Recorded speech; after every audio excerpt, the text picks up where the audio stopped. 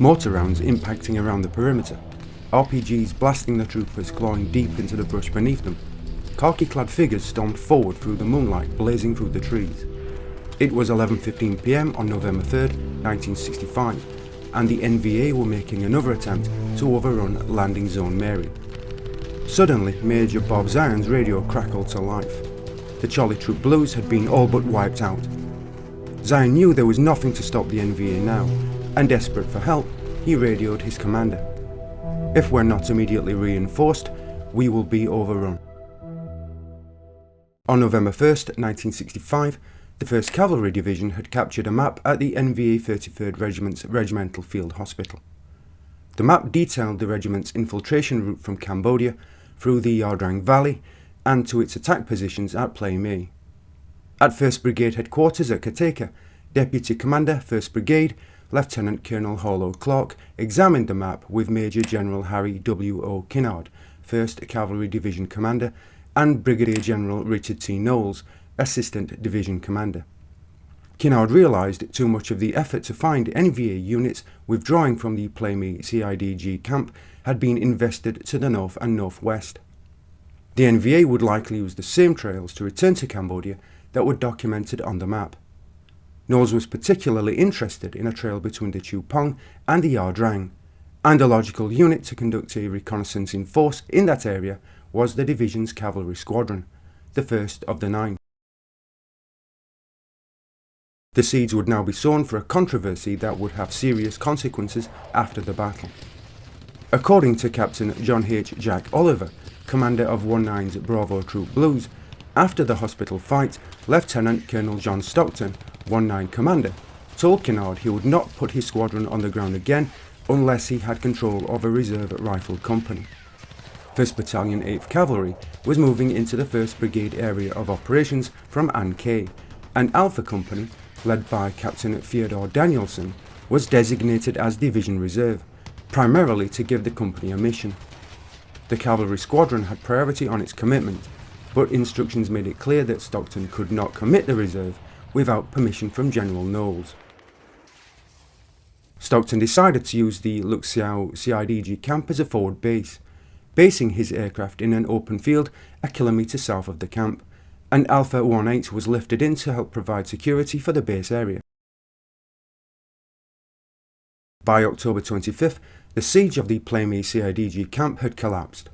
The 2 regiments involved, the 33rd and the 320th, had then endured a long and tortured withdrawal west toward expected sanctuary along the Cambodian border, pursued by the 1st Cavalry Division. 1,500 metres from the Cambodian border, on the north bank of the Drang, and located in a bunker complex near the abandoned village of Plei Lao Chin, most of the news NVA field fronts had been receiving was bad.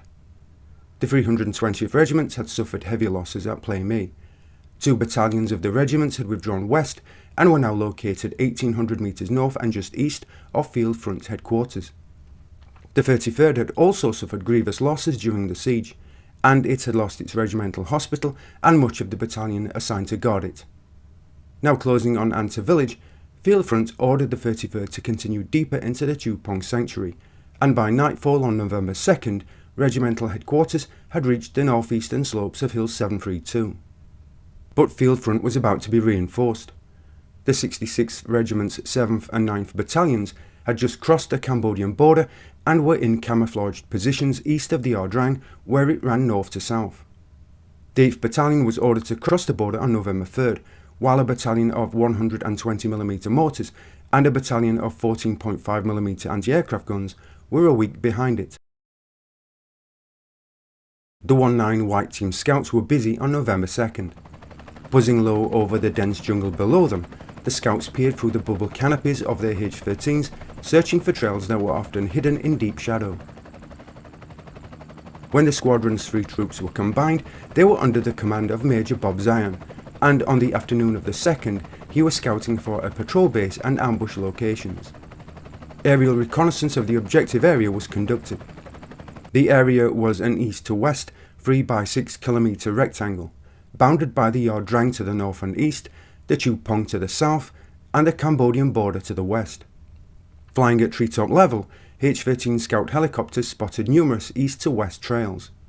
A bright red trail, cut into the hard laterite soil by thousands of Ho Chi Minh sandals, ran along the base of the Chu Pong, and another ran parallel to the southern bank of the Drang, crossing the river at a ford where the river briefly ran north to south.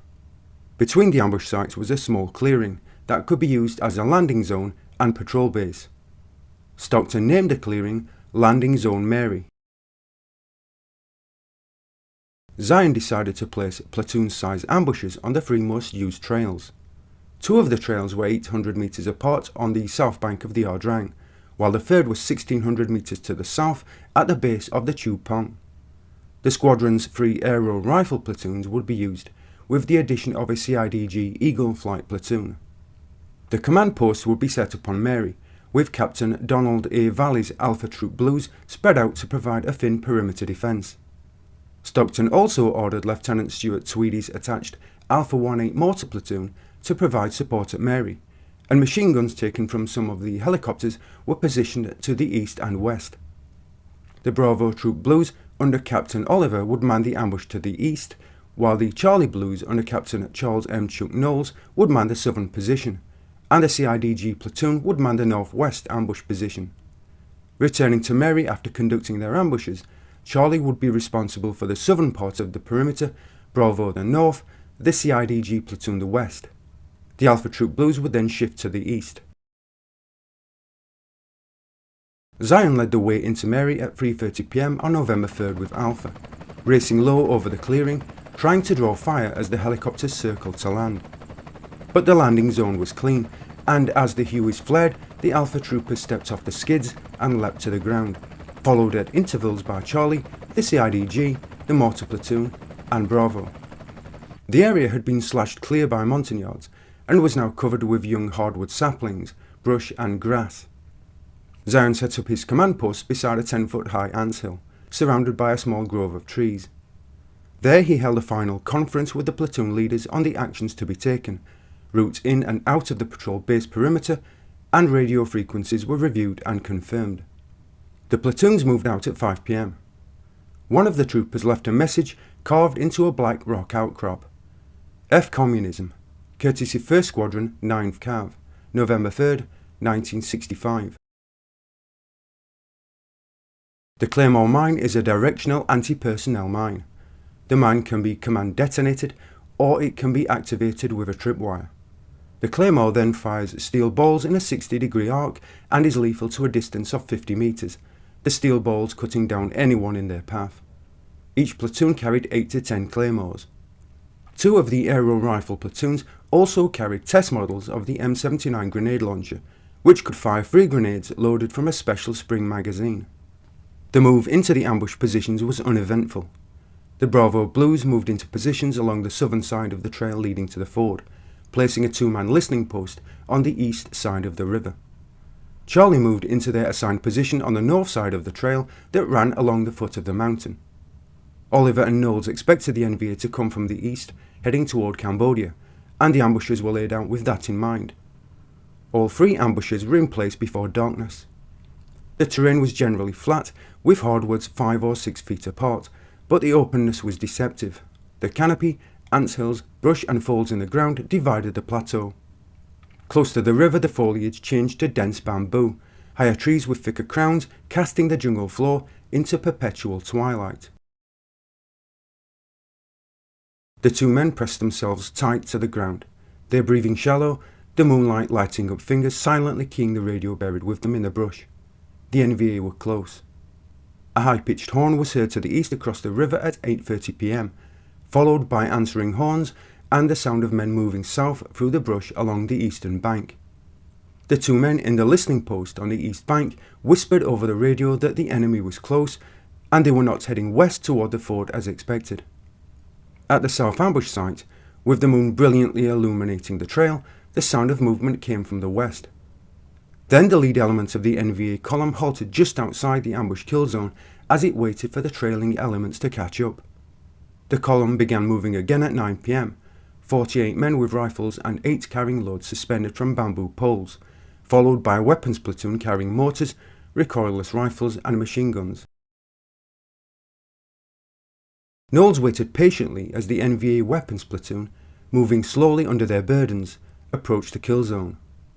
Then, as the last man entered it, Knowles' hand tightened around his clacker, blowing the first claymore, the blast siving through the NVA. M16s immediately began to chatter, while booming M79s detonated ammunition and grenades on the bodies of the dead and dying. The surprise was so complete the NVA were decimated before they could return fire, none of them surviving the ambush for 50 metres along the trail. Those on either side of the ambush had vanished, and recognising that he was probably in the middle of a much larger force, Knowles moved his platoon back to their prearranged rendezvous point. He then prepared to return to Mary. As the NVA regrouped and began to probe toward the ambush positions, the mortar platoon started to drop rounds along the trail, delaying the pursuit of Charlie and allowing the cavalrymen to break contact. Returning to Mary, Charlie took up positions on the south perimeter, releasing Alpha to shorten its line.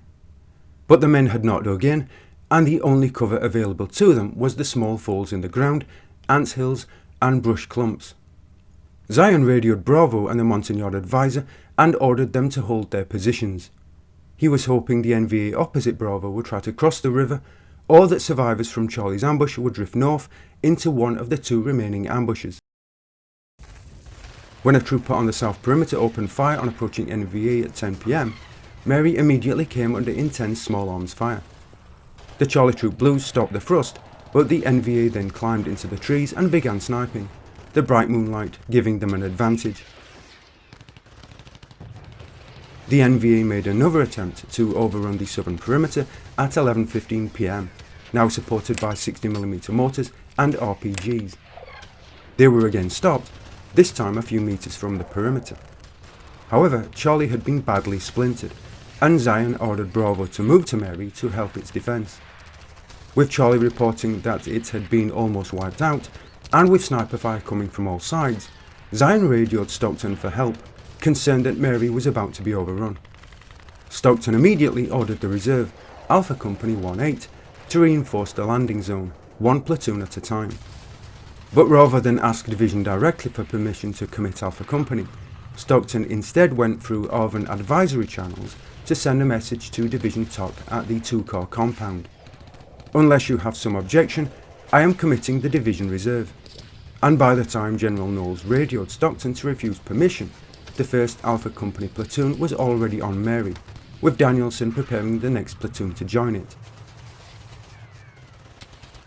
It took only minutes for the Hueys to reach Mary from Luxeuil, but this was the first night's helicopter assault so far attempted by the Americans, and with the landing zone bathed in moonlight, small arms fire riddled the Hueys as they flared into the clearing from treetop level. Then the troopers of 3rd Platoon, Alpha Company, were leaping from their skids and racing to the perimeter, 3 of them falling wounded to the withering NVA fire. Danielson and 2nd Platoon were next to arrive, landing at 12:30 PM, and with the later arrival of 1st Platoon, Danielson dispatched his wounded on the departing helicopters. With Alpha Company on the ground, the crisis was over, but for the half hour that Lieutenant John Hanlon's 3rd Platoon, Alpha Company, was holding the southern perimeter, the situation was precarious. Hanlon was severely wounded, and Specialist 4 Raymond Ortiz, himself badly wounded as he left his helicopter, was wounded 3 more times as he moved around the perimeter tending the wounded. He would later be awarded the Distinguished Service Cross for his actions. The NVA began moving toward the southern perimeter again at 1:15 AM, their fire increasing, but Alpha Company easily repulsed the attack. As Hanlon's platoon was struggling to hold the southern perimeter, Bravo was moving back to Mary. The troopers dodged fire from the NVA and outgoing fire from the perimeter for 3 hours before finally making it back to the landing zone. Oliver then took over the north perimeter, releasing the Alpha Troop Blues to defend to the east and west. Alpha Company had completed its move into Mary by 3 AM.